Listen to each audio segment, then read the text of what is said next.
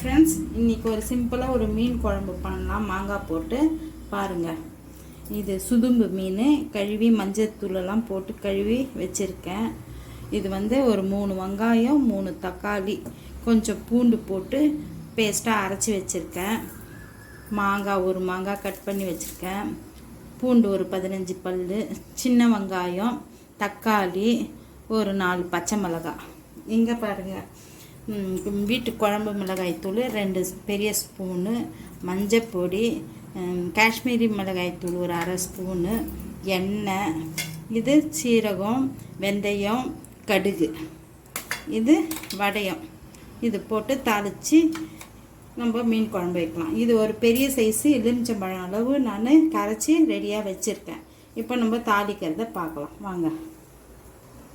ஒரு பாத்திரம் வச்சுருக்கேன், மண் சட்டி. அதில் எண்ணெயை ஊற்றி வச்சுருக்கேன், சூடு ஏறட்டும். கடுகு, வெந்தயம், சீரகம், இது நல்லா பொரிஞ்சதும் இந்த வடையம், இது டேஸ்ட் கொடுக்கும்.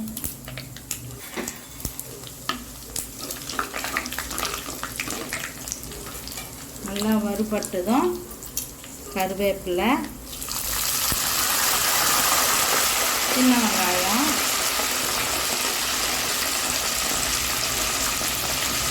பூண்டு, பச்சை மிளகாய் 4, அதை போட்டு நல்லா நம்ம எண்ணெயிலே வதக்கலாம். 10 நிமிஷத்தில் செஞ்சிடலாம் ஈஸியாக. எல்லாம் ரெடி பண்ணி வச்சிட்டோம்னா ஈஸியாக செஞ்சிடலாங்க. தக்காளி ஆட் பண்ணுறேன். தக்காளியை நல்லா வதங்கி வரட்டும்.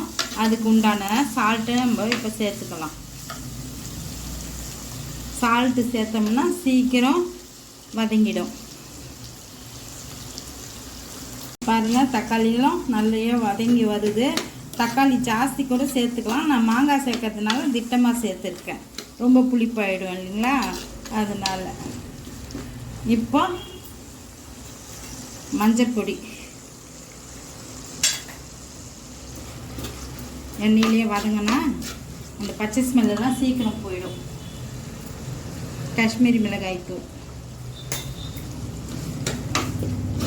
இது கொஞ்சம் கலர் கோசரங்க. இது வீட்டு குழம்பு மிளகாய்த்தூள்.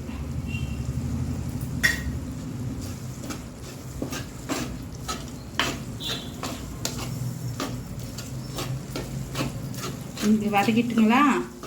இப்போது இந்த பேஸ்ட்டு நம்ம 2 பெரிய வெங்காயம் 2 பெரிய தக்காளி, பூண்டு ஒரு 15 பல் போட்டு நான் பேஸ்ட்டாக அரைச்சி வச்சுருக்கேன். அதை இப்போ சேர்க்குறேன்.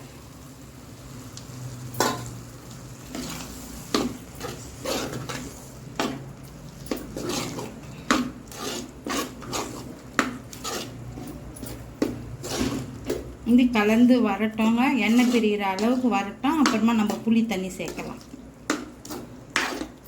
பாருங்கள், எண்ணெய் நல்லா பிரிஞ்சு வந்திருக்கு. இப்போ நம்ம புளி தண்ணியை சேர்க்கலாம். கரைச்சி வச்சுருக்கேன், அதை சேர்த்துக்கலாம்.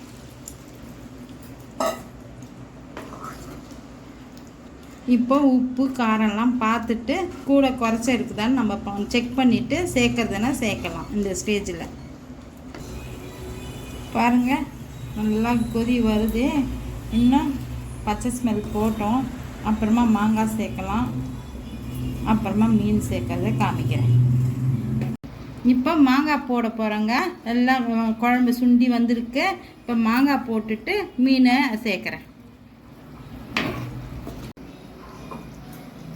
இப்போ மாங்காய் போட்டோம். இப்போ மீன் சேர்க்குறேன். மீனை போட்டுட்டு கலரக்கூடாதுங்க.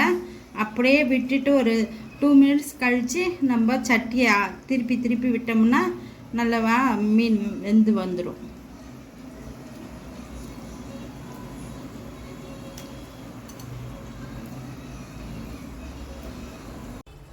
பாருங்கள், இது சின்ன சட்டியில் வெஜிடேரியன் சாப்பிட்றவங்களுக்கு அதே சேம் ப்ராசஸ். அங்கே என்னென்ன செஞ்சோமே அதே தான் இதையும் செஞ்சுருக்கேன். மீனுக்கு பதில் சேப்பங்கிழங்கு போடுவேன். நான் காமிக்கிறேன் உங்களுக்கு. பாருங்கள், சேப்பங்கிழங்கு வேக வச்சு தோல் உரித்து கட் பண்ணி வச்சுருக்கேன். அதை சேர்த்துக்கலாம்.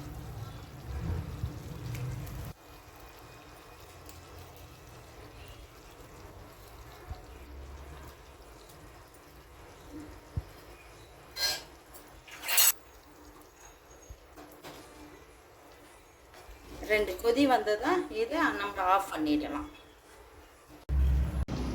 பாருங்க, அவ்வளோதான். 2 நிமிஷத்துக்கு சரியாக போயிடும். ஆஃப் பண்ணிட்டோம்னா எண்ணெய் பிரிஞ்சு வந்திருக்கு. ஆஃப் பண்ணிவிட்டு மூடி வச்சலாம். பச்சை கருவேப்பிலையே போட்டுடலாம். அதே மாதிரி இங்கேயும் பாருங்கள், எண்ணெய் பிரிஞ்சு வந்திருக்கு. இதையும் ஆஃப் பண்ணிடலாம். கருவேப்பிலை போட்டுட்டு திட்டமாக இருக்குது. எண்ணெய் நிறைய இல்லை. இது பாருங்கள், இது நல்லா ஊறுச்சுன்னா நாளைக்கு சாப்பிட்றதுக்கு டேஸ்ட்டாக இருக்கும்.